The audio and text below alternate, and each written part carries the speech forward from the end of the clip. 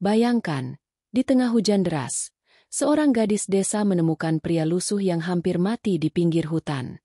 Ia tolong, ia rawat, 3 hari penuh tanpa tahu siapa pria itu sebenarnya. Tapi yang terjadi setelah pria itu menghilang, dan kemudian kembali, mengguncang seluruh hidupnya. Tidak ada yang menyangka bahwa keputusan kecil di pinggir jalan itu akan membuka pintu yang mengubah segalanya. Siapakah sebenarnya pria itu? Dan kenapa dia kembali, membawa sesuatu yang tak pernah dibayangkan oleh siapapun? Oh iya, sebelum lanjut jangan lupa klik tombol like sebagai tanda kita mendukung Palestina merdeka dan putihkan kolom komentar dengan ketik Kobiltu. Langit sore itu menggantung kelabu, seolah menahan tangis yang tak kunjung jatuh. Awan-awan tebal saling bertumpuk di atas perbukitan, menutupi mentari yang baru saja ingin pamit. Di tengah jalan tanah yang mulai becek, langkah kaki Nara terdengar pelan tapi mantap, menapaki jalan pulang dari kebun singkong milik ibunya. Di punggungnya tergantung bakul bambu kecil, separuh berisi daun singkong, separuh lagi diisi dengan harapan agar hujan tidak turun sebelum ia sampai rumah. Sayangnya, harapan itu tidak dikabulkan. Butiran hujan jatuh perlahan, lalu deras dalam hitungan menit. Angin menampar wajahnya, menusuk hingga ke tulang.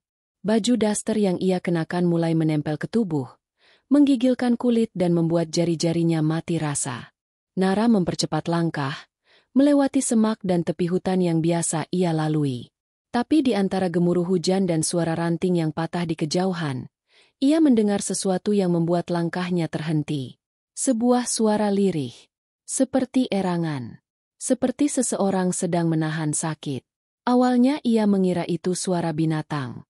Tapi ketika ia mendekat, suara itu semakin jelas, gemetar dan lirih, seolah datang dari tubuh yang kelelahan. Di bawah pohon waru besar, di sisi jalan kecil yang nyaris tertutup rerumputan, ia melihat sosok yang membuatnya tercekat.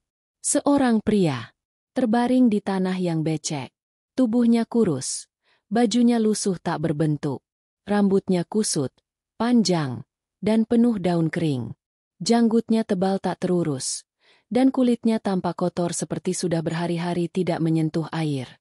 Tubuhnya menggigil hebat, dan dari mulutnya terdengar erangan tak jelas, nyaris seperti bisikan terakhir. Nara menelan ludah. Ia mundur setapak. Jantungnya berdebar. Dalam pikirannya muncul banyak kemungkinan. Mungkinkah ini penjahat? Orang gila? Atau jebakan? Tapi saat matanya menatap lebih lama, ia melihat sesuatu yang tak bisa ia abaikan. Ketakutan di wajah pria itu. Bukan wajah orang jahat, tapi wajah orang yang hampir menyerah. Nara menarik napas panjang.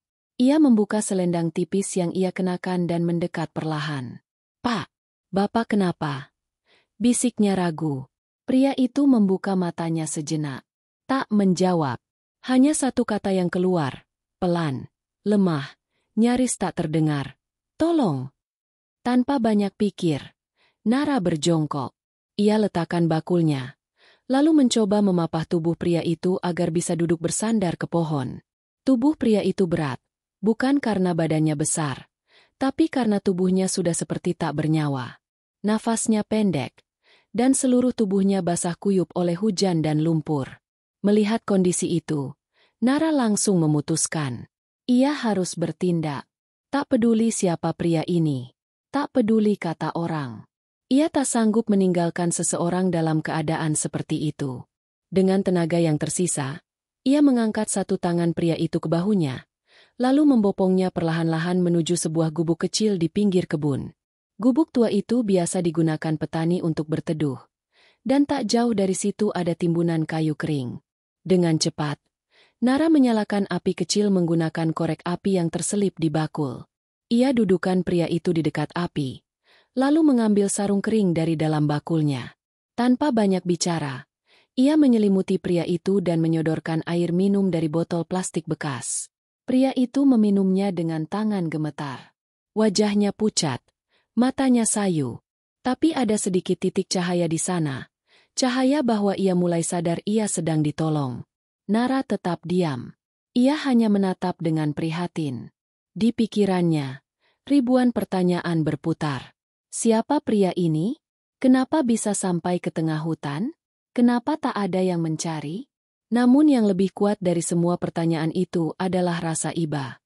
Perasaan bahwa sesulit apapun hidupnya, ia masih punya hati untuk menolong sesama. Bapak tenang saja dulu. Saya bawa ke rumah nanti. Tapi sekarang Bapak istirahat di sini dulu ya, biar hangat. Ucapnya sambil meletakkan kayu tambahan ke api unggun. Hujan masih turun. Angin masih menusuk.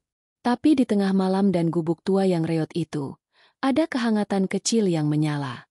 Hangat karena rasa peduli. Hangat karena Nara memilih untuk tidak menutup mata. Dan tanpa ia sadari, keputusannya sore itu akan menjadi titik balik terbesar dalam hidupnya. Pagi itu langit masih redup. Kabut tipis menggantung di atas sawah yang basah semalaman. Burung-burung belum berkicau. Ayam pun belum berani turun dari pohon. Tapi di dalam gubuk reot di pinggir ladang, seorang gadis desa sudah bersiap. Nara membuka matanya dengan berat. Ia tertidur hanya beralaskan tikar pandan, dengan kaki setengah menggantung karena pria yang ditolongnya semalam terbaring di sisi lain. Pria itu masih belum sadar penuh. Tubuhnya masih menggigil meski api unggun sudah menyala semalaman. Tanpa pikir panjang, Nara bergegas ke rumah. Jaraknya tak sampai 200 meter dari gubuk, tapi jalannya menanjak dan berlumpur. Baju dasternya sudah kotor, rambutnya awut-awutan, tapi wajahnya tetap teguh. Ia masuk ke dapur, mengambil termos kecil, menanak sedikit nasi, lalu membuka lemari kayu tua yang hanya berisi beberapa butir telur asin dan sisa sambal semalam. Buat orang itu aja dulu, nanti aku bisa makan daun singkong. Gumamnya pelan sambil menghela napas. Ibunya muncul dari belakang, membawa baskom cucian. Nara, kamu bawa siapa semalam? Ibu dengar suara langkah-langkah berat. Nara terdiam sejenak. Ada orang jatuh di ladang. Bu, kayaknya dia orang tersesat. Keadaannya parah. Aku rawat dulu di gubuk. Sang ibu menghela napas, lalu menaruh baskomnya. Kamu itu terlalu baik.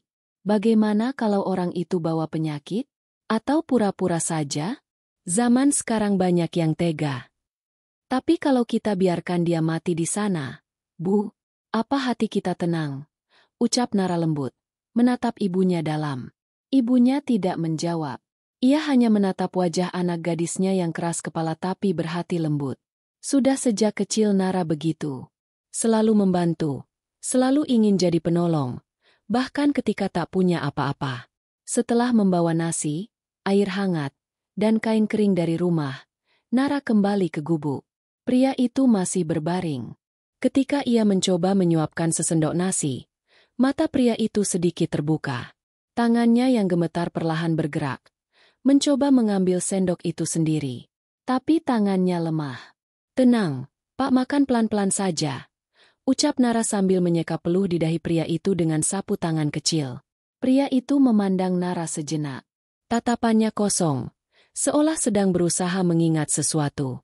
Tapi bibirnya hanya bisa berucap pelan. Terima kasih. Nara tersenyum kecil. Dalam hati, ada rasa hangat. Bukan karena ucapan itu, tapi karena ia tahu, pria ini mulai sadar bahwa ia tidak sendiri. Hari berganti. Selama 3 hari penuh, Nara merawat pria itu di gubuk kecil. Setiap pagi ia membawa makanan seadanya. Kadang hanya nasi dan garam, kadang daun singkong dan sambal. Ia membuatkan teh dari daun sereh, menggosokkan balsem dari daun kayu putih yang tumbuh di kebun, dan mencuci pakaian lusuh pria itu di sungai kecil di belakang rumah. Ia bahkan memotong kuku pria itu yang panjang dan hitam, menyisir rambutnya dengan jari, dan mengajaknya bicara perlahan agar tak merasa asing. Namun tak banyak yang dibalas oleh pria itu. Ia hanya diam, sesekali mengangguk, sesekali memejamkan mata panjang-panjang. Suatu malam, Nara menyalakan lampu minyak dan menatap wajah pria itu lama. Cahaya temara memperlihatkan kerutan halus di wajahnya. Usianya mungkin sudah di atas 40, tapi wajahnya tidak sepenuhnya asing. Ada kesan berwibawa yang tertutupi oleh kumis tak terurus dan rambut yang menjuntai acak-acakan. Apa mungkin dulu beliau orang terhormat? Bisik Nara dalam hati. Tapi ia tak terlalu peduli. Siapapun dia, Yang penting saat ini adalah ia masih hidup. Warga desa mulai bertanya-tanya.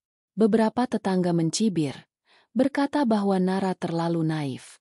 Ada pula yang berbisik-bisik, menyebar gosip aneh tentang gadis desa yang dekat dengan pria misterius. Tapi Nara tidak menjawab apa-apa. Ia tetap berjalan setiap pagi membawa rantang kecil dan air hangat. Dengan wajah yang tenang namun hati yang penuh harap. Ia tidak menuntut balasan. Tidak juga berharap pujian. Ia hanya percaya, jika niat baik dilakukan dengan tulus, maka balasannya bukan dari manusia, tapi dari Allah. Hingga hari ketiga, kondisi pria itu mulai membaik. Ia sudah bisa duduk, meski masih lemah. Ia mulai bertanya, meski masih singkat. Ini di mana? Tanyanya pelan. Di Dusun Karangjati. Pak, saya Nara. Saya temukan Bapak di bawah pohon waru, 3 hari lalu. Jawab Nara dengan sabar. Pria itu terdiam. Ia melihat sekeliling, lalu memejamkan mata dalam. Wajahnya menegang, seolah sedang menahan ingatan yang berat. Tapi tak sepatah kata pun keluar.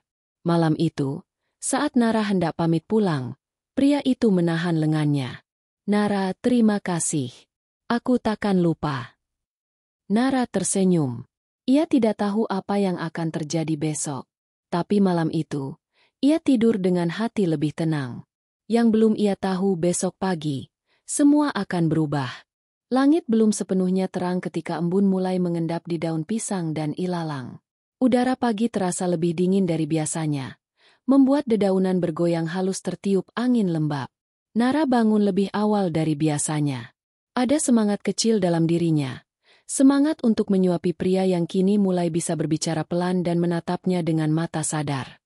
Semalam, pria itu sempat tersenyum kecil padanya sebelum terlelap. Senyum pertama sejak ia ditemukan. Dengan cepat Nara mengisi rantang bekal kecilnya dengan nasi hangat, tahu goreng, dan sambal buatan ibunya. Ia juga membawa segelas air jahe hangat dan sepotong kain bersih untuk mengganti alas tidur pria itu. Tak lupa selembar daun kelor yang baru ia petik untuk campuran ramuan luka yang masih ia oleskan setiap sore. Namun pagi itu, langkahnya terasa sedikit lebih ringan. Dalam hatinya muncul rasa lega, seperti beban yang sempat ia pikul selama 3 hari terakhir perlahan menepi. Ia bahkan bersenandung pelan, sesuatu yang jarang ia lakukan. Tapi ketenangan itu hanya bertahan sampai ia mendekati gubuk tua tempat pria itu dirawat. Tak ada suara. Tak ada batuk lemah seperti biasanya. Tak ada gerakan dari balik lambu kain yang digantung seadanya. Nara mempercepat langkah. Ketika ia membuka tirai gubuk, hatinya mencelos. Kosong. Bantal rumput tempat pria itu biasa berbaring kini tergeletak tanpa penghuni. Selimut yang ia rajut dari potongan kain sisa sudah dilipat rapi. Gelas jahe yang semalam ia tinggal masih utuh. Setengah berisi air yang sudah dingin. Tak ada jejak kaki. Tak ada pesan. Hanya keheningan dan ruang kosong yang menunggu tanpa jawaban. Nara berdiri mematung. Wajahnya pucat. Matanya menyapu seluruh sudut gubuk. Ia keluar, melihat sekitar. Jalan setapak masih basah oleh embun. Tak ada bekas tapak kaki baru.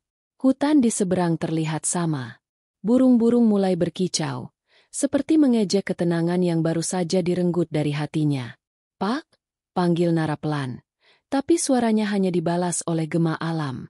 Ia berlari menuruni lereng, menyusuri jalan menuju sungai kecil di belakang ladang, berharap pria itu hanya sedang mengambil air. Tapi tetap kosong.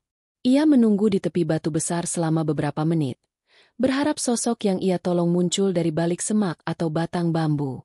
Tapi tidak ada siapa-siapa. Setelah hampir 1 jam mencari dan berkeliling, Nara kembali ke gubuk dengan langkah lemas. Ia duduk di atas tanah, memandangi tikar kosong. Matanya mulai memanas, tenggorokannya tercekat. Hatinya penuh pertanyaan, tapi tak ada satupun jawaban yang bisa ia temukan. Kenapa pergi tanpa pamit? Gumamnya lirih. Ia tak meminta terima kasih, tak mengharap balasan. Tapi kepergian pria itu tanpa jejak meninggalkan kekosongan yang lebih besar dari luka fisik. Nara merasa kehilangan sesuatu yang tidak ia miliki sejak awal, kepercayaan bahwa kebaikan pasti bertahan. Siang itu, Ia membawa pulang rantang yang masih penuh. Ibunya menatap heran saat melihat wajah anaknya yang muram. "Dia kemana?" tanya sang ibu. "Pergi, Bu. Gak tahu kemana. Gak bilang apa-apa," jawab Nara pelan sambil membuka ikatan kain di punggungnya. Ibunya hanya mengangguk, lalu menepuk bahu Nara. "Mungkin dia malu. Atau takut ganggu kita lebih lama. Sudahlah, yang penting kamu udah bantu semampu kamu." Namun, bukan itu yang mengganggu Nara. Bukan soal bantuan yang tak dianggap. Bukan soal waktu dan tenaga yang ia habiskan. Tapi cara pria itu pergi, seolah tak pernah ada. Hari-hari berikutnya, gubuk itu dibiarkan kosong. Nara tak lagi datang ke sana. Ia hanya menatapnya dari kejauhan setiap lewat ladang. Di dalam hatinya masih ada tanda tanya yang belum selesai. Di malam hari, ia kerap merenung di beranda rumah sambil menatap langit. Bertanya dalam hati, siapa sebenarnya dia? Apa dia baik-baik saja sekarang? Warga desa mulai mendengar kabar tentang kepergian pria misterius yang dirawat Nara. Ada yang bilang dia pasti hanya gelandangan biasa. Ada pula yang menyebar rumor bahwa pria itu maling yang pura-pura sakit untuk mencari korban.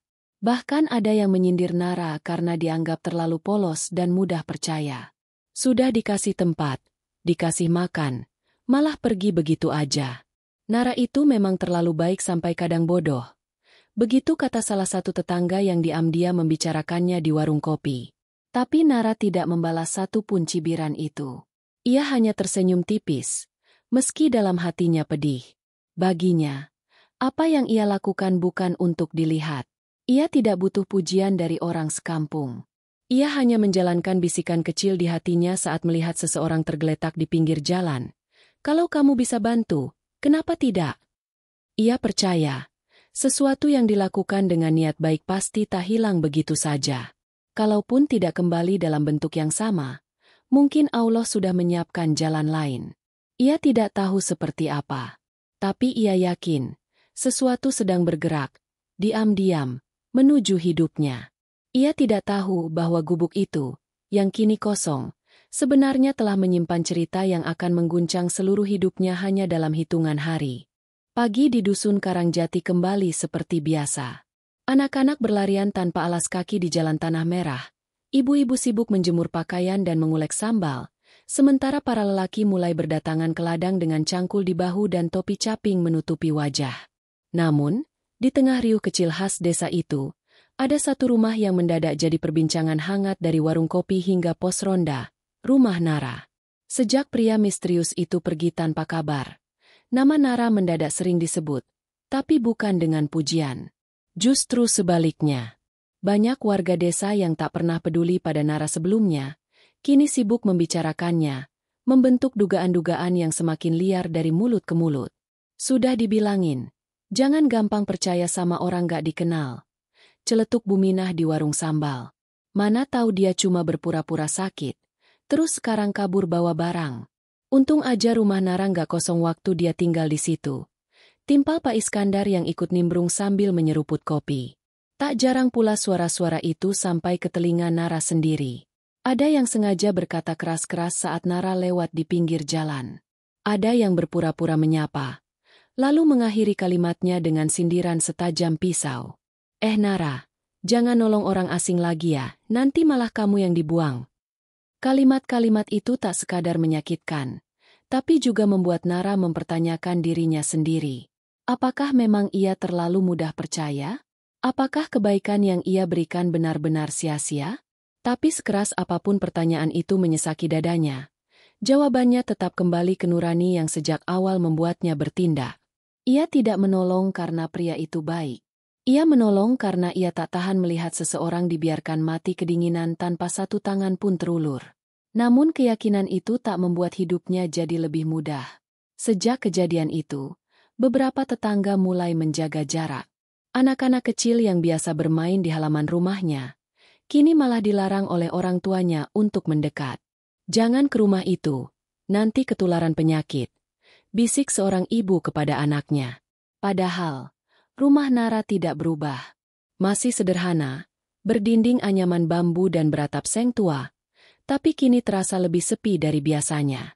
Ibunya pun tak luput dari tekanan. Saat ke pasar, ia sempat dibentak pedagang sayur.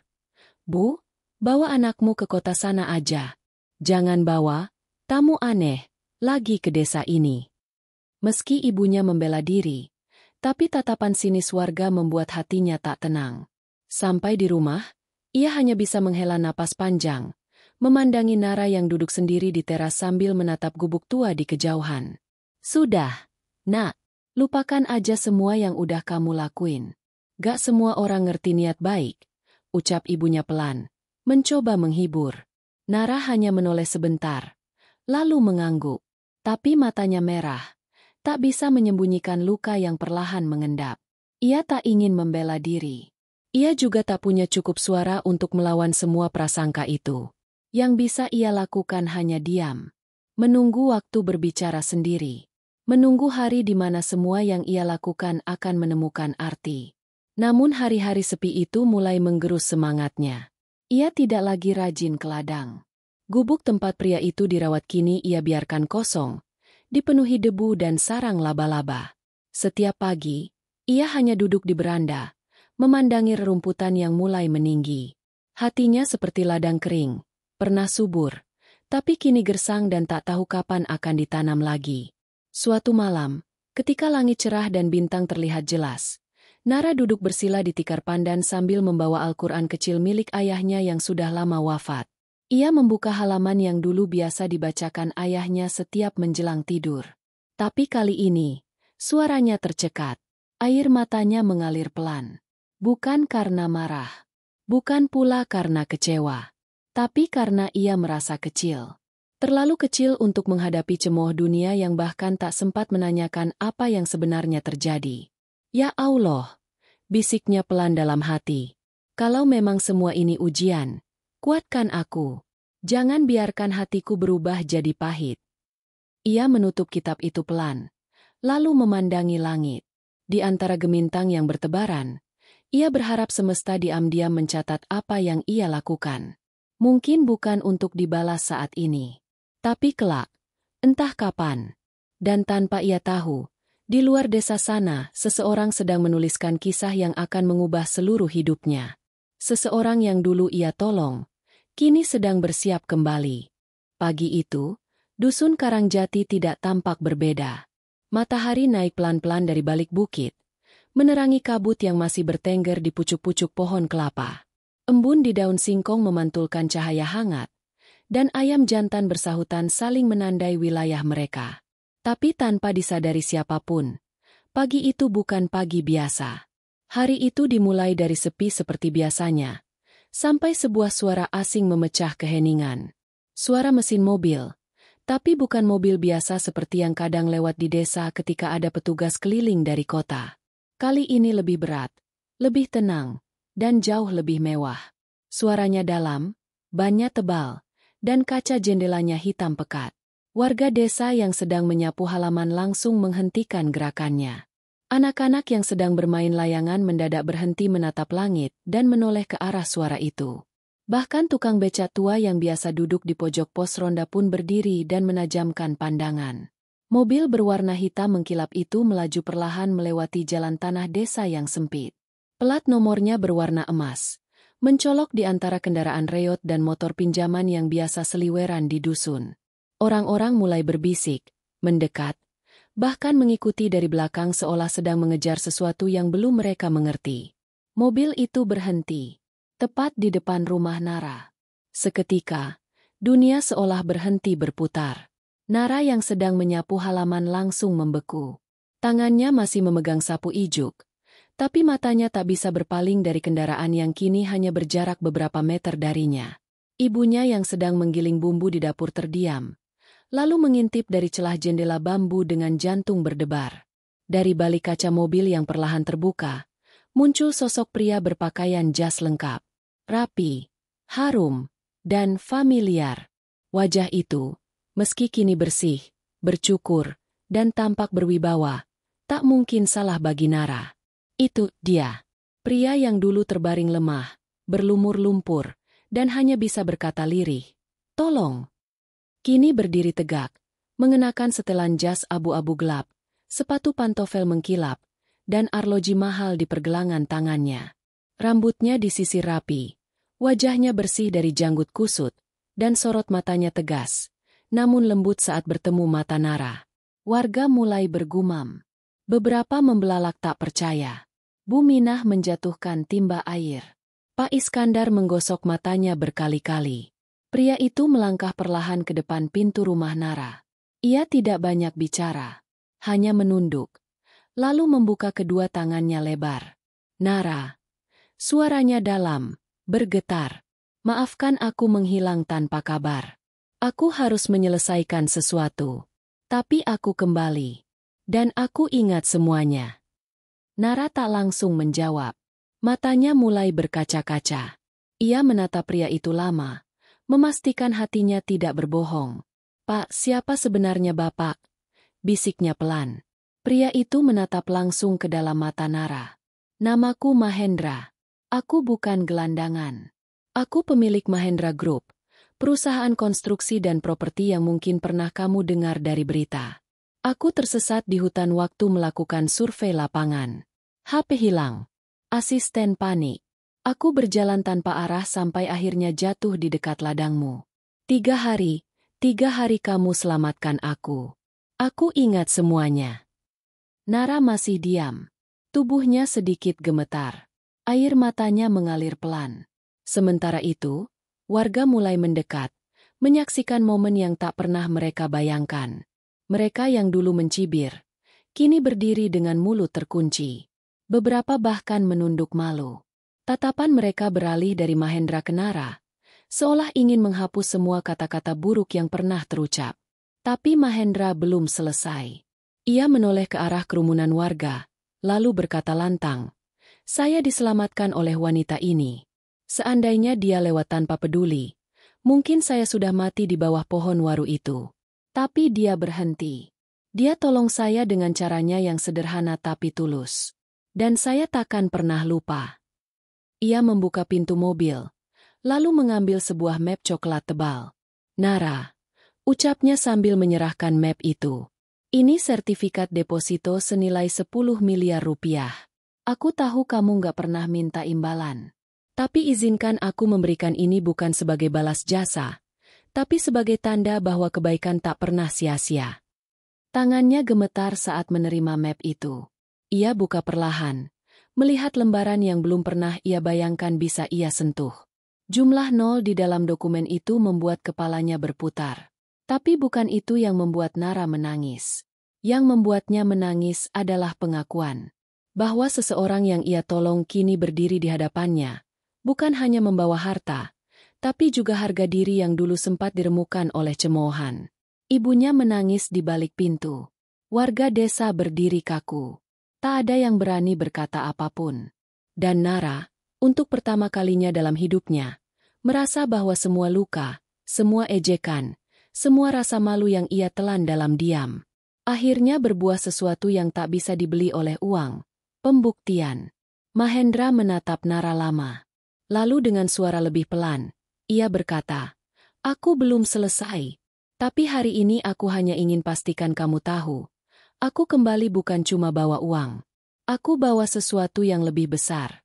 Tapi kalau kamu izinkan, besok aku akan kembali lagi." Tanpa menjelaskan lebih jauh, Mahendra melangkah ke mobil. Pintu tertutup. Mesin menyala. Dan mobil itu perlahan melaju meninggalkan jalan sempit desa yang kini sunyi oleh rasa haru. Nara berdiri lama di tempat. Map itu masih di tangannya. Tangisnya belum berhenti. Tapi kali ini, bukan karena luka, tapi karena doanya selama ini, perlahan dijawab satu demi satu oleh Allah, dengan cara yang tak pernah ia duga. Keesokan harinya, Dusun Karangjati belum pulih dari keheningan panjang yang ditinggalkan oleh mobil hitam kemarin. Sepanjang malam, warga tak berhenti membicarakan kedatangan pria berpakaian jas rapi yang menghampiri rumah Nara, membawa sertifikat deposito senilai 10 miliar rupiah. Di warung, di sawah, di musala, bahkan di halaman belakang saat menjemur pakaian, hanya satu topik yang dibicarakan. Siapa sebenarnya pria itu? Kalau benar dia pemilik perusahaan besar, Kenapa bisa sampai tersesat di sini? Apa jangan-jangan semua ini cuma sandiwara? Jangan-jangan dia cuma pura-pura baik. Gosip terus mengalir seperti air sumur yang tak pernah surut. Sebagian tercampur kagum, sebagian masih menyimpan curiga. Tapi semua tanda tanya itu berubah perlahan menjadi pengakuan. Saat siang harinya, mobil hitam itu kembali. Kali ini tak sendiri. Di belakangnya, iring-iringan mobil lain ikut masuk ke desa. Ada mobil putih dengan logo perusahaan besar di pintunya. Satu truk kecil membawa logistik, dan beberapa orang berpakaian jas dan rompi proyek. Kamera dari wartawan lokal menyembul dari jendela belakang, dan suara dering telepon sibuk dari para staf terdengar dari balik jendela kaca. Warga langsung keluar rumah. Mereka berdesakan di pinggir jalan sempit, mencoba melihat lebih dekat. Rasa penasaran kini berubah menjadi kerumunan. Tak ada yang berani mencibir seperti kemarin. Semuanya diam menunggu, seperti penonton bioskop yang menanti adegan penting. Mobil utama kembali berhenti di depan rumah Nara. Tapi kali ini, Mahendra tak langsung turun. Seorang perempuan dari mobil belakang keluar lebih dulu, membuka pintu untuknya. Ia turun dengan tenang, lalu berjalan menuju warga yang sudah berkumpul di depan warung kopi tua di sebelah rumah Nara. Dengan suara lantang dan penuh wibawa, Mahendra menyapa. "Assalamualaikum, warga Karangjati." Semua terdiam. "Saya datang hari ini bukan hanya untuk Nara, tapi untuk kalian semua. Saya ingin cerita tentang siapa saya sebenarnya." Ia menghela napas, lalu melanjutkan dengan suara tenang tapi tegas. "Nama saya Mahendra Satya, pemilik Mahendra Group. Mungkin sebagian dari Anda pernah dengar dari televisi atau internet. 3 minggu lalu, saya dan tim melakukan survei ke hutan konservasi di daerah timur sini, karena akan membangun jalan desa untuk masyarakat terpencil. Tapi saat survei, saya terpisah dari rombongan. Komunikasi mati. Sinyal hilang. Dan selama hampir seminggu, saya hidup berpindah-pindah, tanpa tahu arah. Orang-orang saling pandang. Saya sudah nyaris mati waktu itu. Sampai seorang gadis desa yang bahkan tidak mengenal saya, menyelamatkan hidup saya. Dia bawa saya ke gubuk kecil. Dia kasih makan. Dia obati kaki saya yang luka. Dan selama 3 hari penuh, dia rawat saya seperti keluarganya sendiri." Mahendra menoleh ke arah Nara yang berdiri di samping ibunya. Wajah Nara memerah. Warga ikut menoleh. Tatapan mereka tak lagi penuh curiga. Kini ada sesuatu yang lain. Pengakuan. "Saya tak pernah ditanya siapa saya. Saya tak pernah ditagih uang." Dia hanya berkata, "Kalau bukan kita yang bantu, siapa lagi?" Kalimat itu tidak akan pernah saya lupakan sampai kapanpun. Warga mulai terdiam, sebagian menunduk, malu atas omongan mereka kemarin. Mahendra melanjutkan, "Mungkin saat ini kalian bertanya-tanya, kenapa saya kembali? Kenapa saya repot-repot datang ke desa ini? Karena saya tidak ingin dunia lupa bahwa kebaikan masih hidup di tempat paling sederhana. Saya ingin dunia tahu bahwa ada gadis desa yang lebih berhati mulia daripada orang-orang yang punya kuasa tapi tak peduli." Ia melangkah ke tengah warga, lalu berkata pelan, "Dan saya ingin mulai dari sini. Dari Karangjati." Sorak-sorai kecil mulai terdengar. Anak-anak tepuk tangan. Beberapa orang dewasa ikut mengangguk-angguk. Warga yang kemarin paling lantang mencibir, kini berdiri di barisan depan dengan kepala tertunduk. Buminah bahkan mendekat ke arah Nara, menggenggam tangannya dan berbisik, "Maaf ya, Nak, kemarin ibu salah nilai." Pak Iskandar mengusap topinya dan menepuk bahu Nara pelan. "Ternyata, kamu yang benar dari awal, Nara. Maafkan kami semua." Tapi Nara hanya tersenyum tipis. Ia tak pernah menuntut permintaan maaf. Baginya, ini bukan tentang pembuktian atau balasan. Ia hanya lega bahwa niat tulusnya akhirnya terlihat apa adanya, tanpa harus diteriakan. Mahendra mengangkat tangan memberi isyarat ke asistennya. Beberapa kotak dibawa keluar dari mobil. Isinya buku-buku, alat tulis, makanan bergizi, dan perlengkapan kesehatan. "Kami akan bantu renovasi musala, membangun perpustakaan kecil, dan membuka beasiswa untuk anak-anak desa di sini. Saya ingin semuanya tahu bahwa kebaikan kecil bisa membuka pintu berkah yang sangat besar. Sore itu, langit Karangjati berubah.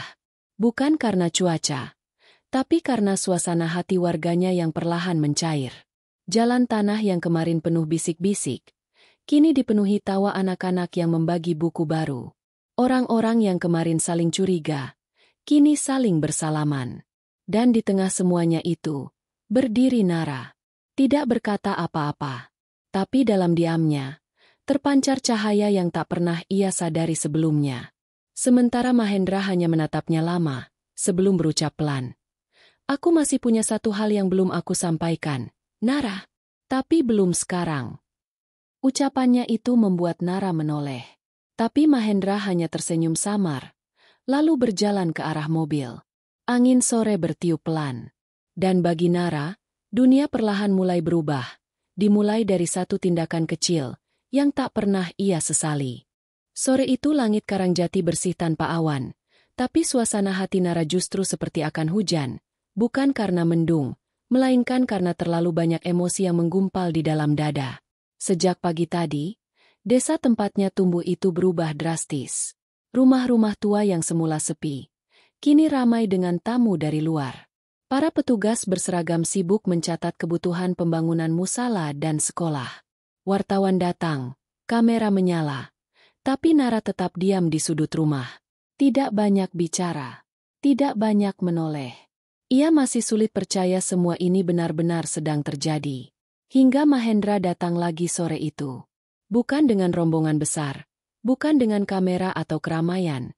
Melainkan hanya dirinya dan satu koper kecil di tangan. Ia mengenakan kemeja putih sederhana dan celana bahan abu gelap. Tanpa dasi. Tanpa pengawal. Seperti ingin menghapus jarak yang pernah membuatnya terlihat jauh dari dunia Nara. Nara, panggilnya pelan saat melangkah melewati halaman rumah yang masih basah oleh cipratan hujan semalam. Nara yang sedang menjemur kain berhenti dan menoleh pelan.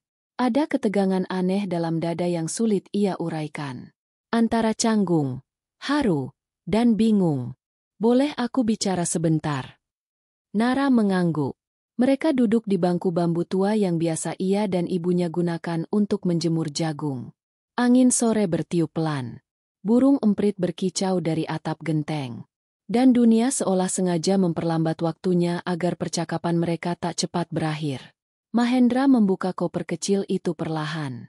Di dalamnya, terletak satu map coklat tebal yang sebelumnya sudah ia berikan secara simbolik. Tapi kali ini, ia ingin menyerahkan langsung, dengan tangannya sendiri. Tak ada staf. Tak ada asisten. Hanya ia dan Nara. Ini bukan sekadar angka.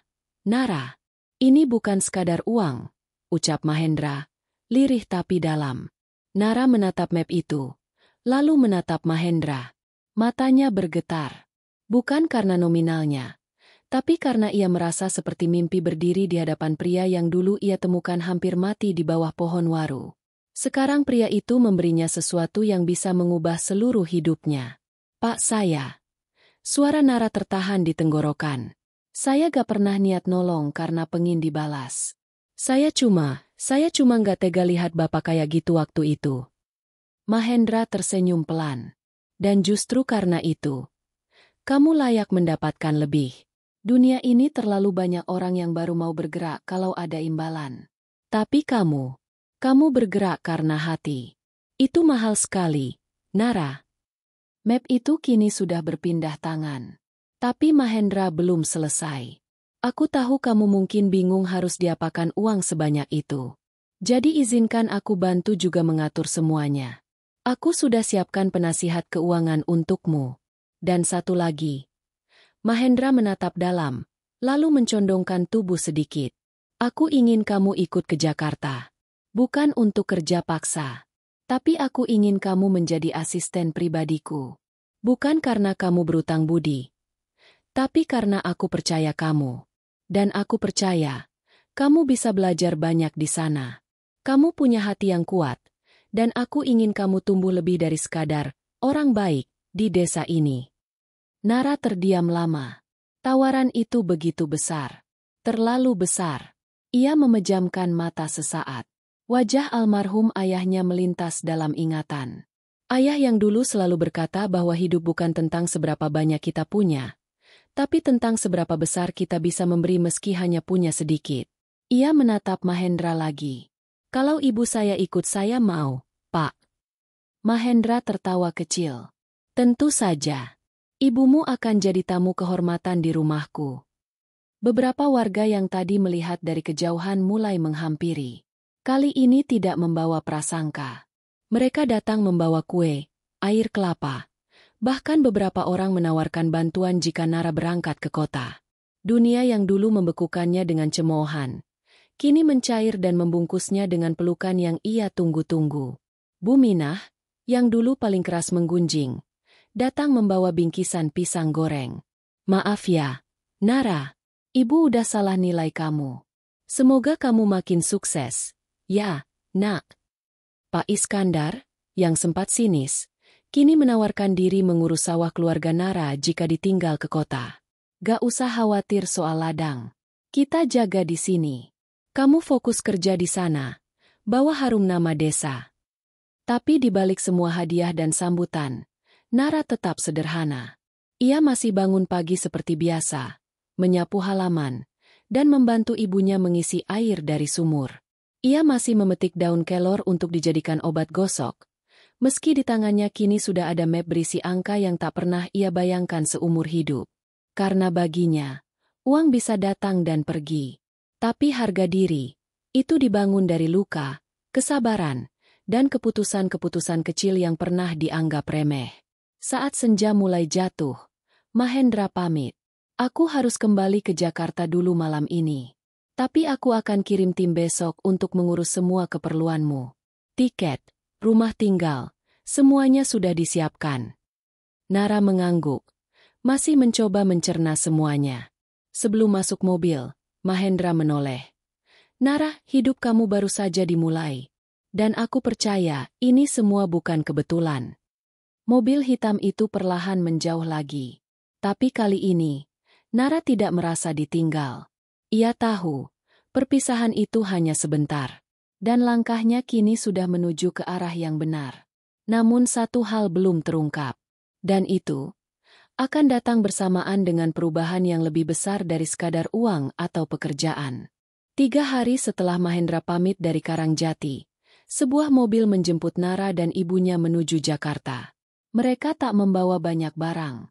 Hanya 2 koper sederhana berisi pakaian, 1 tas kecil berisi kitab doa, dan sebakul keripik pisang yang dibekali oleh tetangga.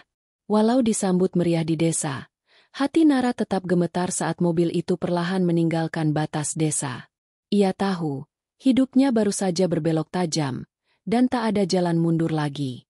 Perjalanan ke Jakarta ditempuh hampir 9 jam. Nara tak banyak bicara selama di perjalanan. Ia lebih banyak menatap keluar jendela, melihat ladang-ladang berganti jadi jalan tol. Rumah panggung digantikan oleh gedung bertingkat. Suara alam berubah menjadi klakson kendaraan, dan bau tanah basah berganti jadi asap kendaraan yang menyesakan. Setibanya di Jakarta, ia disambut dengan sopan oleh staf Mahendra di halaman sebuah rumah besar bertingkat 3 di kawasan elit.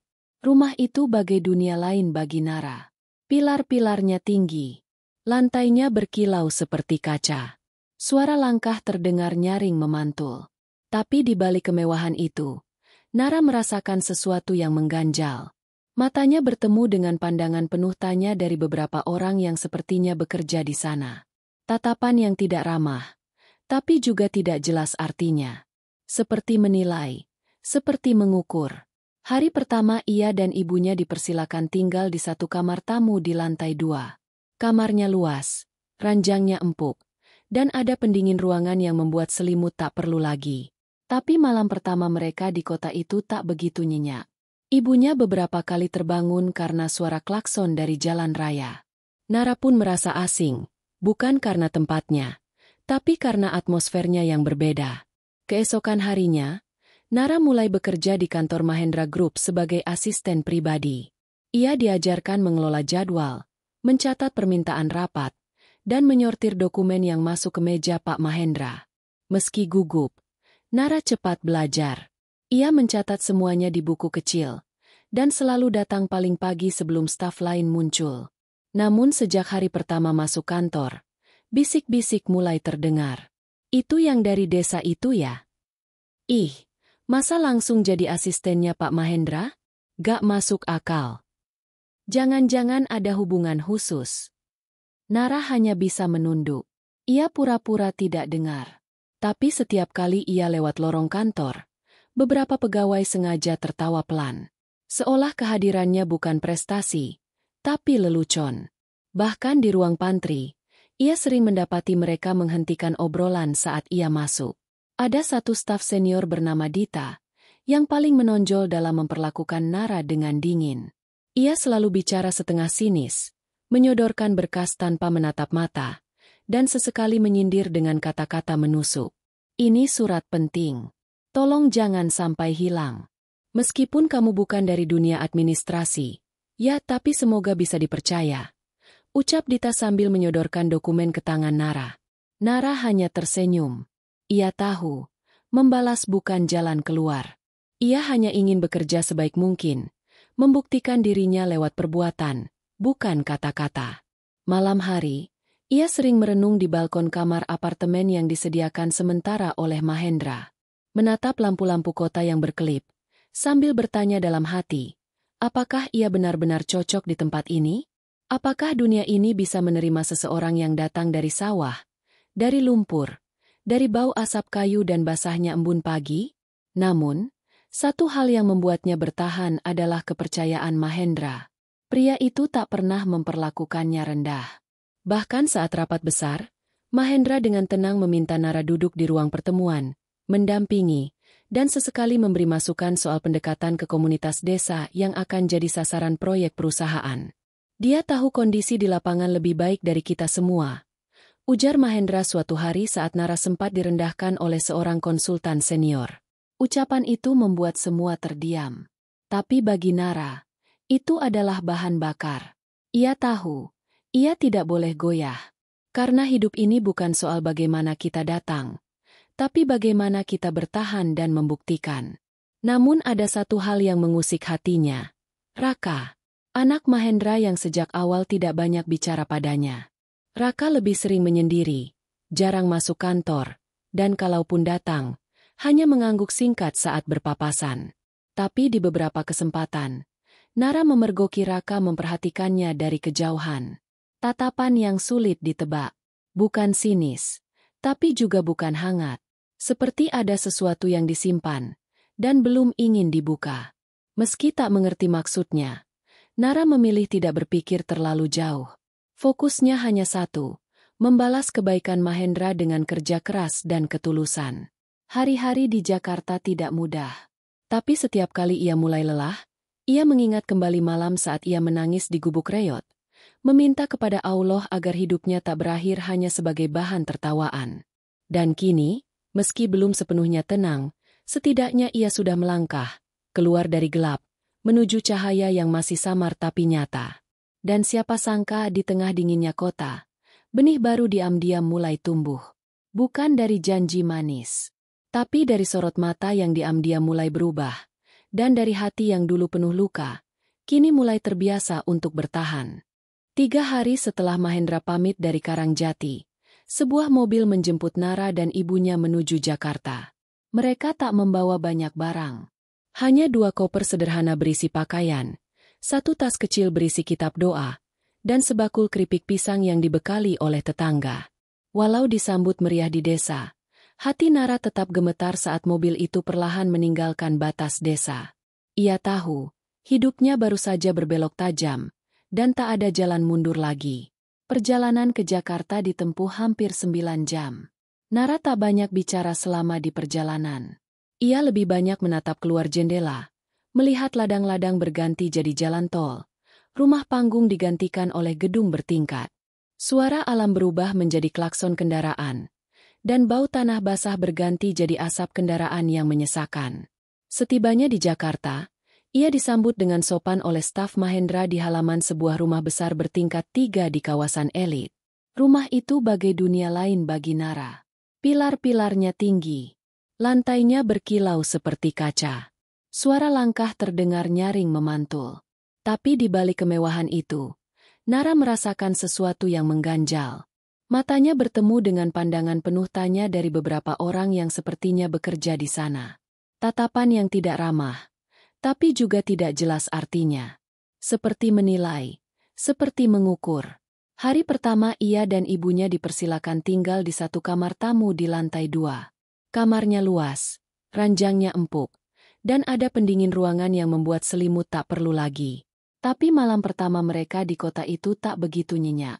Ibunya beberapa kali terbangun karena suara klakson dari jalan raya. Nara pun merasa asing, bukan karena tempatnya, tapi karena atmosfernya yang berbeda. Keesokan harinya, Nara mulai bekerja di kantor Mahendra Group sebagai asisten pribadi.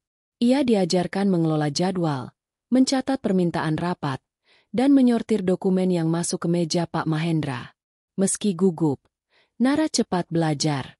Ia mencatat semuanya di buku kecil, dan selalu datang paling pagi sebelum staf lain muncul. Namun sejak hari pertama masuk kantor, bisik-bisik mulai terdengar. Itu yang dari desa itu ya? Ih, masa langsung jadi asistennya Pak Mahendra? Gak masuk akal. Jangan-jangan ada hubungan khusus. Nara hanya bisa menunduk. Ia pura-pura tidak dengar.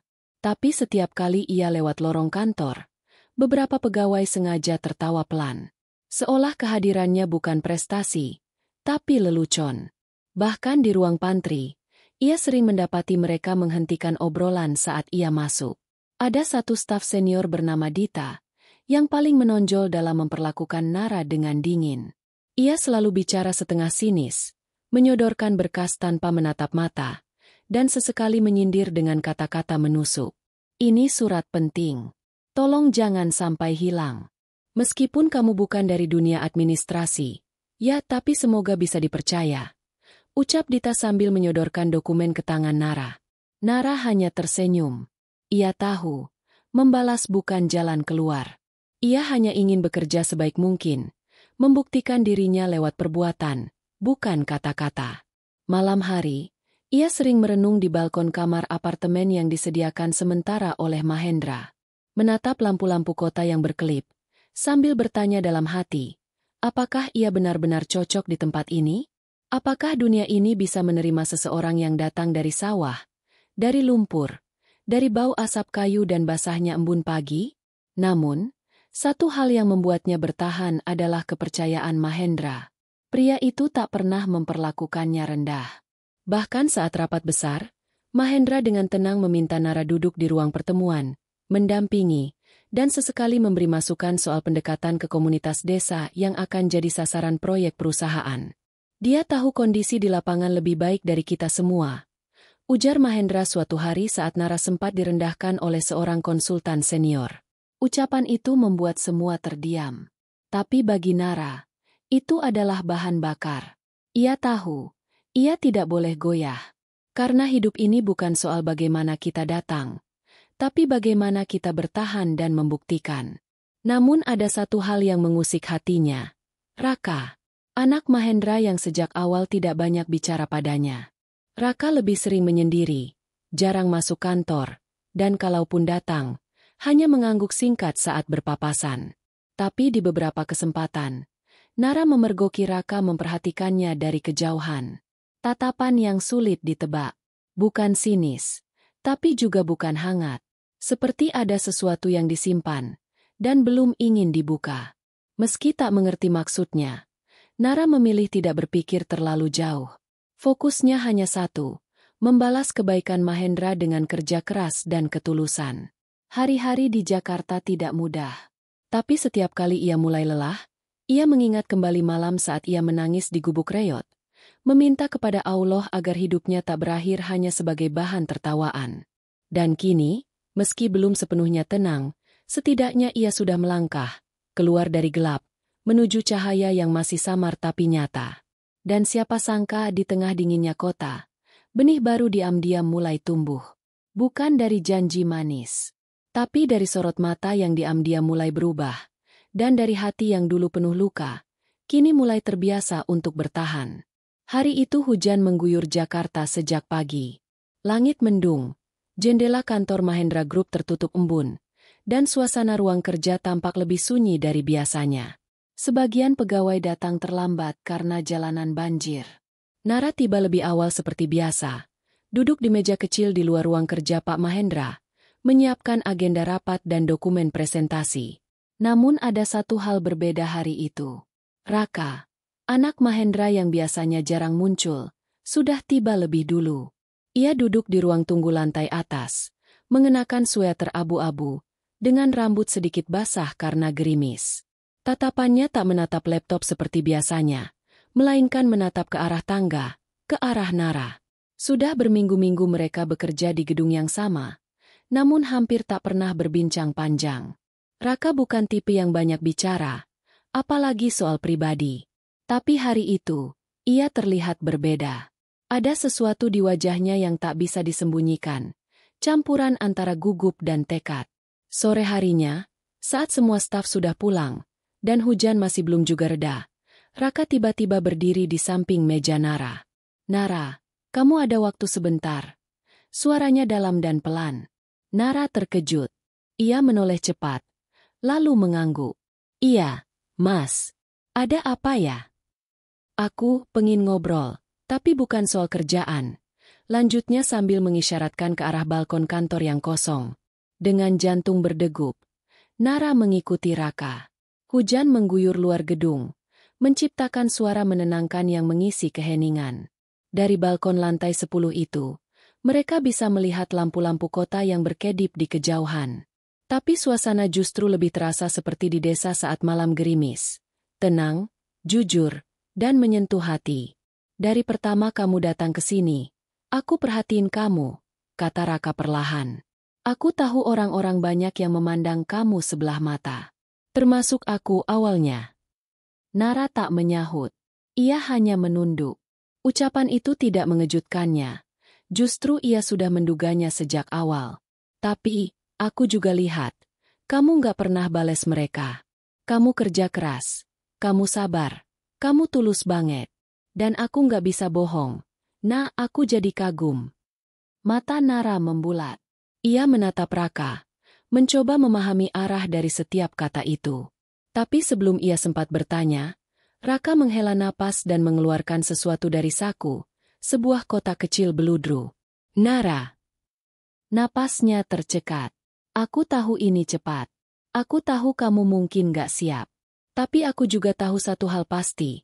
Aku gak pengen kehilangan kesempatan buat jalan bareng kamu dalam hidup ini. Maukah kamu menikah denganku?" Nara terdiam. Matanya mulai basah.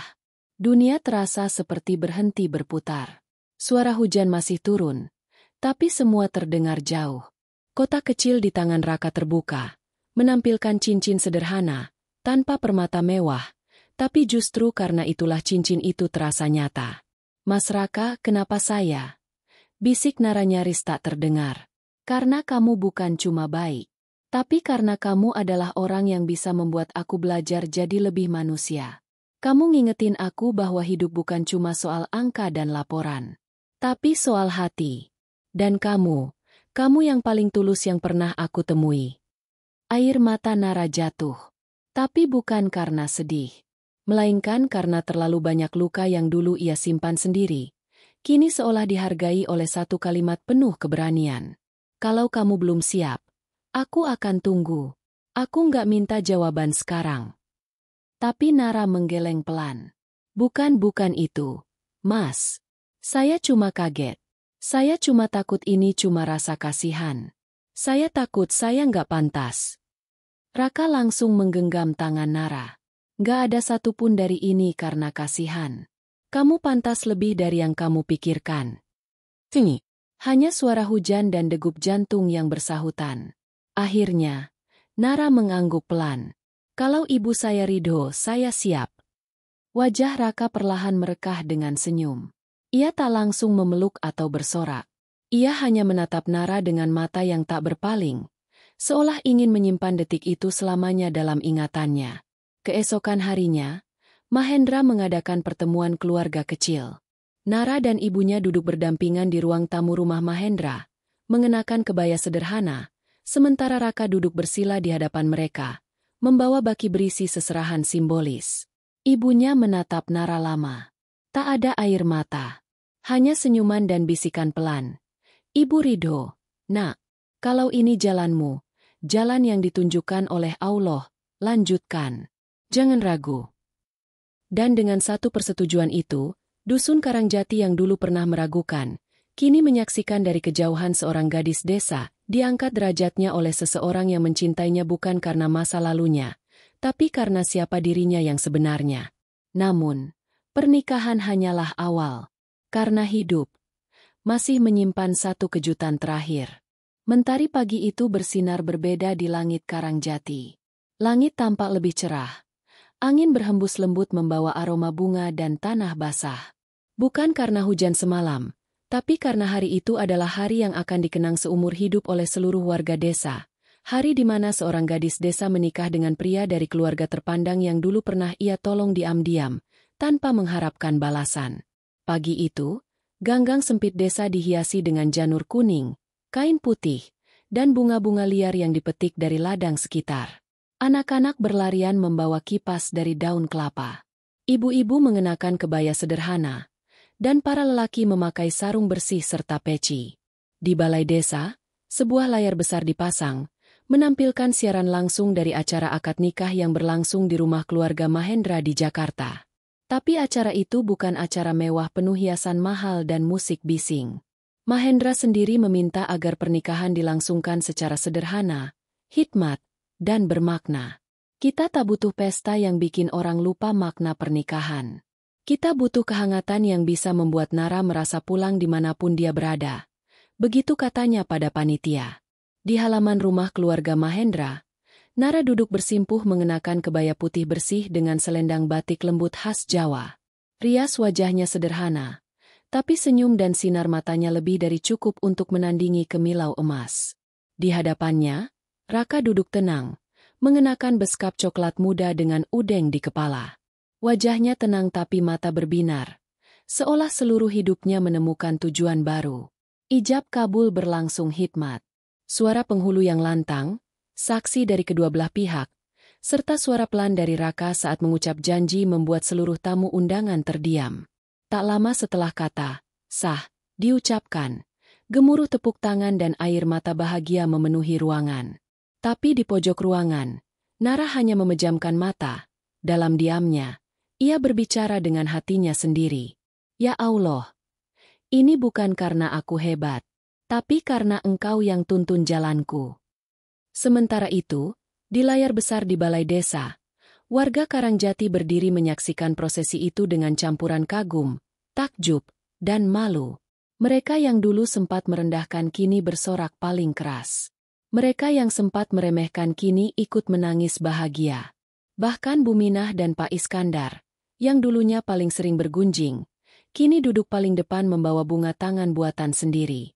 "Ibu, lihat Nara sekarang," ujar salah satu tetangga sambil mengusap matanya. "Dia jadi kebanggaan desa kita." Di atas panggung pelaminan, Mahendra berdiri memberi sambutan. Suaranya pelan tapi menyentuh. "Saya pernah tersesat dalam hidup saya. Bukan hanya secara fisik, tapi juga secara batin. Tapi di tengah hutan, saat saya nyaris mati, ada seseorang yang menolong saya tanpa tanya siapa saya, tanpa minta apapun. Ia hanya menolong karena tahu bahwa hidup seseorang tak seharusnya diabaikan. Hari ini, dia resmi jadi anak saya." Seluruh hadirin berdiri. Bahkan Raka menahan air matanya sambil memeluk ayahnya. Sementara Nara tak berkata apapun. Ia hanya menunduk, menangis dalam diam. Di belakangnya, sang ibu berdiri dengan kebaya hijau tua, menggenggam tas kecil peninggalan almarhum suaminya. Di matanya ada bangga yang tak bisa dijelaskan kata-kata. Setelah acara, Mahendra memberikan kejutan terakhir. Ia berdiri di hadapan seluruh tamu dan menyampaikan bahwa ia telah menghibahkan satu lahan khusus di desa Karangjati untuk dibangun menjadi pusat pelatihan perempuan dan anak-anak desa. Tempat itu diberi nama Rumah Asa Nara, bukan hanya sebagai penghormatan pada Nara, tapi juga simbol bahwa harapan bisa tumbuh dari tempat yang paling sederhana sekalipun. Berita itu langsung membuat warga Karangjati bersorak. Tangis bahagia, peluk hangat, dan tawa pecah di mana-mana. Banyak dari mereka bahkan berdoa dengan tulus, berharap langkah Nara selalu diberkahi. Tapi di balik semua kemeriahan, di dalam kamar pengantin yang tenang, Nara dan Raka duduk berdampingan. Bukan dengan musik dan dansa, melainkan dengan obrolan pelan yang lebih dalam dari sekadar pesta. Dulu aku pikir kamu terlalu tinggi untuk kugapai, ucap Nara pelan sambil menatap langit-langit. Raka meraih tangannya dan menjawab, justru kamu yang selama ini rendah hati dan itu yang bikin aku jatuh cinta. Mereka terdiam, hanya mendengarkan suara detik jam yang berjalan lambat. Karena kini, waktu seperti memberi mereka ruang untuk merasakan, bukan mengejar.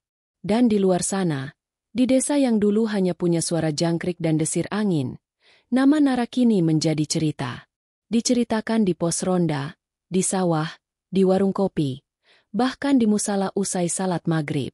Bukan karena ia menikah dengan anak orang kaya, tapi karena ia berani menolong saat orang lain memilih pergi. Karena ia bertahan saat dicaci. Dan karena Allah tidak pernah membiarkan satu pun kebaikan kecil jatuh sia-sia.